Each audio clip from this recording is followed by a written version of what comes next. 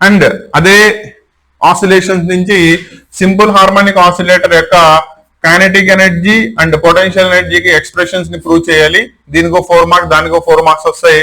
Totally 8 marks questions వచ్చే chance ఉంది. మీరు అబ్జర్వ్ చేసినట్టయితే టోటల్లీ మీకు 6 క్వశ్చన్స్ ఇచ్చాను ప్రతి చాప్టర్ నుంచి. దట్ ఈస్ బోర్డు వాడు ఇచ్చిన వెయిటేజ్ లో ఏవే చాప్టర్స్ అయితే ఉన్నాయో, వర్క్ పవర్ ఎనర్జీ నుంచి 2 క్వశ్చన్స్ ఇచ్చాను, అలాగే థర్మోడైనమిక్స్ నుంచి 2 క్వశ్చన్స్ ఇచ్చాను, అలాగే లాస్ట్ లో వచ్చే ఆసిలేషన్స్ నుంచి 2 క్వశ్చన్స్ ఇచ్చాను.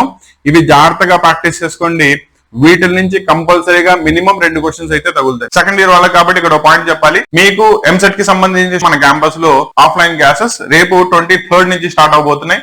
Timings will be morning 9 o'clock దగ్గర నుంచి ఈవినింగ్ 4 o'clock దాకా ఉంటుంది. అండ్ దీంట్లో నీ సిలబస్ మొత్తాన్ని కూడా ఫస్ట్ ఇయర్ దగ్గర నుంచి మళ్ళీ కంప్లీట్లీ రివైజ్ చేయడం జరుగుతుంది. దీనిలో మ్యాథ్స్, ఫిజిక్స్, కెమిస్ట్రీకి సంబంధించిన క్లాసెస్ నేనే టీచ్ చేస్తాను. కాబట్టి ఇంట్రెస్ట్ ఉంటే కనుక డైరెక్ట్లీ మీరు రీచ్ అవ్వండి.